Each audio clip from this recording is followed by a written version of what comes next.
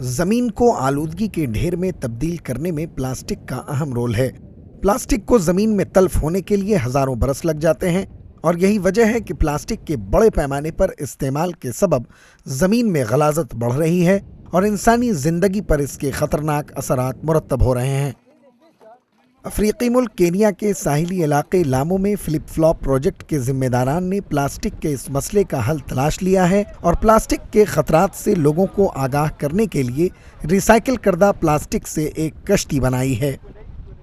اس منصوبے کا مقصد لوگوں کو پلاسٹک کی ریسائیکل کے لیے آگہی فراہم کرنا اور اس ماحولیاتی مسئلے کا حل بھی تلاش کرنا ہے۔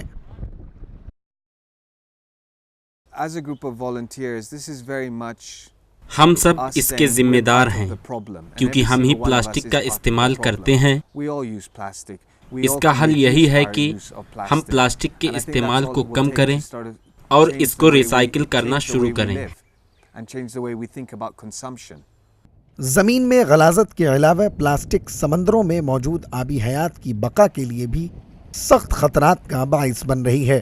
سمندری جانور پلاسٹک کو غذائی اشیاء سمجھ کر نگل جاتے ہیں جو ان کے جسم میں ہی رہ جاتا ہے، نتیجتاً ان کا جسم پلاسٹک سے بھرنے لگتا ہے اور یہ جاندار بھوک کی حالت میں مر جاتے ہیں۔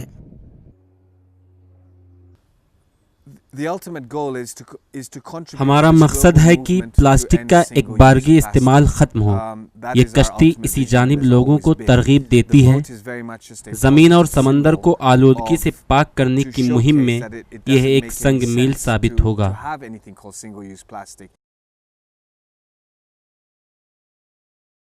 اس ادارے کا کہنا ہے کہ یہ پروجیکٹ افریقہ کی تمام آبی گزرگاہوں اور سمندروں کو صاف کرے گا اور لوگوں کو پلاسٹک کی ریسائکلنگ کی طرف راغب کرے گا۔